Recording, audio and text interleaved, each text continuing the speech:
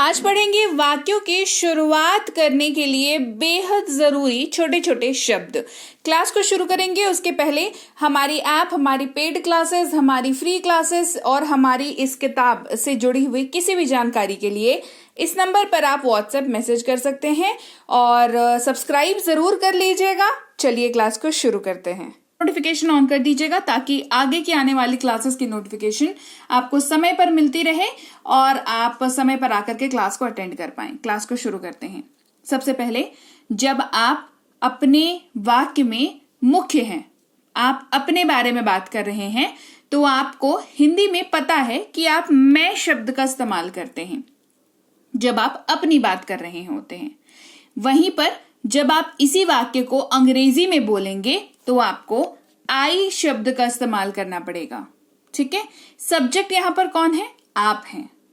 मैं बाजार जा रहा हूं, I am going to the market, या I am going to market. ठीक है।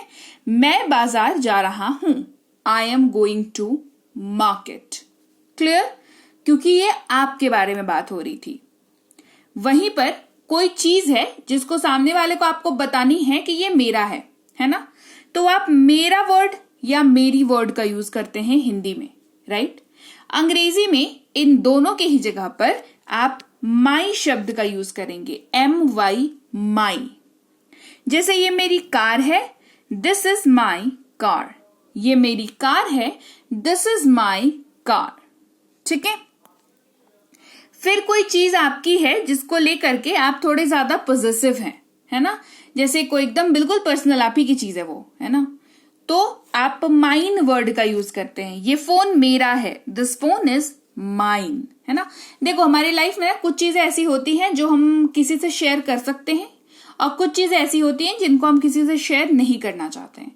तो जहां पर ऐसी चीज है जिसको आप किसी से शेयर नहीं करना चाहते हैं, आप होल एंड सोल है उस चीज के, आप मालिक है बेसिकली उस चीज के, और आप शेयर भी नहीं करना चाहते हैं उस चीज को, तो आप माइन वर्ड का यूज करते हैं। ये मालिकाना हक को दिखाता है। ठीक है।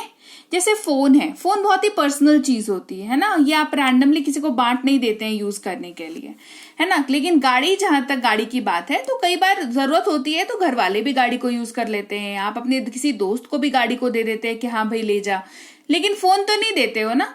तो ये जो डिफरेंस है चीजों को ओन करने का, ये शब्दों के डिफरेंस को आपको वहां पर वो डिफरेंस आपको दिखाना होगा शब्दों के इस्तेमाल के जरिए से, चाहे वो हिंदी का हो या अंग्रेजी का हो। ठीक है। तो माइन जो वर्ड है ये वैसे ही सिचुएशंस में यूज होता है जहां पर कोई चीज जो है उस पर आपका मालिकाना हक है और वो काफी पर्सनल है, वो आप शेयर नहीं करते हैं, है ना?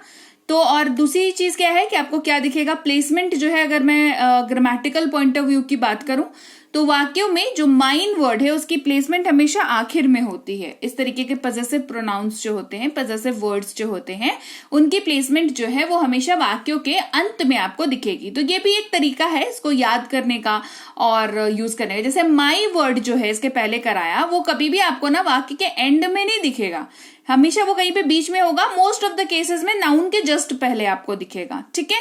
लेकिन आप इस शब्द की अगर बात करें तो ये आपको वाक्य के अंत में ही दिखेगा। ठीक है। आगे बढ़ते हैं। जब आप अपनी बात करें, अपने से ज्यादा लोगों की बात करें और आप उस ग्रुप में शामिल हैं, मान लीजिए आप 3 लोगों की बात कर रहे हैं और आप भी उस ग्रुप का हिस्सा हैं, तो आप हम शब्द का यूज करते हैं हम लोग, है ना? हम लोग बाजार जा रहे हैं, हम सब आ गए हैं, हम सब खेलने जा रहे हैं। ये आप कब कहते हैं? जब आप हैं, आपके साथ और भी कुछ लोग हैं और आप उस ग्रुप का हिस्सा हैं। अंग्रेजी में हम यूज करते हैं शब्द वी का, और यहां पर सब्जेक्ट के तौर पर वी शब्द का यूज हो रहा है। हम लोग क्रिकेट खेल रहे हैं, वी आर प्लेइंग क्रिकेट। हम लोग क्रिकेट खेल रहे हैं, वी आर प्लेइंग क्रिकेट।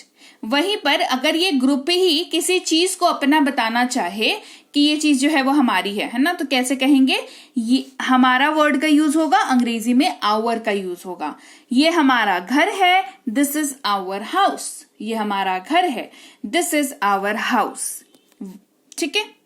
अब वहीं पर जब आप सामने वाले से बात कर रहे हैं, ठीक है, कि तुम कैसे हो, आप कैसे हैं, तू कैसा है ना, आप सामने वाले से बात कर रहे हो, तो अभी बात जो है वो सामने वाले की हो रही है, तो एज अ सब्जेक्ट कौन आ गया, सामने वाला आ गया। उसके लिए शब्द है हमारे पास यू, जैसे आप कैसे हैं, हाउ आर यू, तुम कैसे हो, हाउ आर यू, तू कैसा है, हाउ आर यू। ठीक है, ये हो गया। और वहीं पर जब एक से ज्यादा बंदे हैं सामने में, तो लेकिन आपको ना बहुत ज्यादा कुछ बड़ा यूज करने की जरूरत नहीं है ना, तो हम लोग बोलते ना कि तुम लोग यहाँ क्या कर रहे हो, आप लोग कहाँ जा रहे हैं, तुम सब कहाँ जा रहे हो। बहुत ज्यादा लोग नहीं है लेकिन इतने कम भी नहीं है कि सिंगल हम लोग उसको मतलब बताएं, है ना, तो भी हम लोग यू वर्ड का ही यूज करके काम चला लेते हैं। उसके साथ गाइज या ऑल जो है वो लगा देते हैं। आप सब जा सकते हैं, यू ऑल कैन गो, आप सब जा सकते हैं, यू ऑल कैन गो। वहीं पर कोई चीज है जो सामने वाले की है ना, ये तुम्हारा है, ये आपका घर है ना, इस तरीके की बात करेंगे तो योर वर्ड का यूज करते हैं, YOUR। तुम्हारा नाम क्या है, व्हाट इज योर नेम, तुम्हारा नाम क्या है, व्हाट इज योर नेम, आपका नाम क्या है, व्हाट इज योर नेम, तेरा नाम क्या है, व्हाट इज योर नेम। ठीक है, वहीं पर अगर किसी सामने वाले के बारे में बात कर रहे हैं लेकिन किसी और से बात कर रहे हैं और किसी और के बारे में बात कर रहे हैं, है ना, और जिसके बारे में बात कर रहे हैं वो पुरुष है, तो ही शब्द का इस्तेमाल करते हैं, HE ही इसको पढ़ते हैं, ये पुरुषों के लिए इस्तेमाल किया जाता है, उनको संबोधित करने के लिए इस्तेमाल करते हैं। जैसे कहते हैं वह जा रहा है, ही इज गोइंग, वह जा रहा है, ही इज गोइंग। और वहीं पर उसका कोई चीज है, उसका कोई सामान है, वो बताने के लिए किस शब्द का यूज करेंगे, हिज का। जैसे उसका या उसकी, ये उसका घर है, ये उसकी कार है, ये उसका मोबाइल है, हिज वर्ड का यूज करते हैं। दिस इज हिज हाउस, क्या यूज करेंगे, दिस इज हिज हाउस।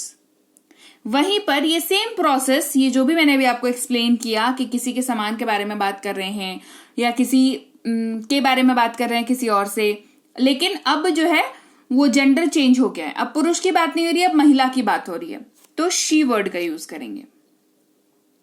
वह जा रही है, शी इज गोइंग, वह जा रही है, शी इज गोइंग। और उसके सामान की बात करेंगे तो, है ना, तो उसका उसकी करेंगे इस्तेमाल, लेकिन अंग्रेजी में हर वर्ड का यूज करेंगे। ये उसकी कार है, ये उसका घर है, ये उसका मोबाइल है, ऐसे बात करते हैं। This is her car, this is her house, this is her mobile, इस तरीके से इस्तेमाल होता है। वहीं पर उसको संबोधित करने के लिए अगर इस्तेमाल हो रहा है, किसी और को बोल रहे हैं, मतलब वाया हम लोग कर रहे हैं, कह रहे उसको बुलाओ तो, है ना, तो उसे बुलाओ, कॉल हर, उसे बुलाओ, कॉल हर। वहीं पर किसी सामान या न्यूटर जेंडर की बात हो रही हो तो यह करके बात करते हैं, है ना, कोई सिचुएशन की बात हो रही हो। अब सिचुएशन को आप स्त्रीलिंग पुल्लिंग में तो नहीं बांट सकते हैं, है ना, तो इट वर्ड का यूज करते हैं। ये संभव है, इट इज पॉसिबल, ये संभव है, इट इज पॉसिबल। वहीं पर इसका किसी सामान की बिलोंगिंग का बात कर रहे हैं, जैसे मान लो आपका मोबाइल है, उसका कलर पिंक है, तो कहते हैं इसका कलर पिंक है ना, तो ये किसकी बात हो रही है, मोबाइल की बात हो रही है, सामान की बात हो रही है। तो इससे संबंधित जब बात करेंगे तो इट्स वर्ड का यूज करेंगे, और ये बिना अपोस्ट्रोफी वाला इट्स होगा। अपोस्ट्रोफी मतलब ऊपर में जो ये कॉमा लग के इट्स लगता है ना, ऊपर में जब कॉमा लग के इट्स लगता है तो ये अपोस्ट्रोफी वाला बन जाता है, लेकिन हम लोग को बिना अपोस्ट्रोफी वाला यूज करना है। इसका रंग अच्छा है, it's colour is nice, it's colour is nice. वे लोग, वे सब या ये लोग, इस्तेमाल करेंगे शब्द दे का।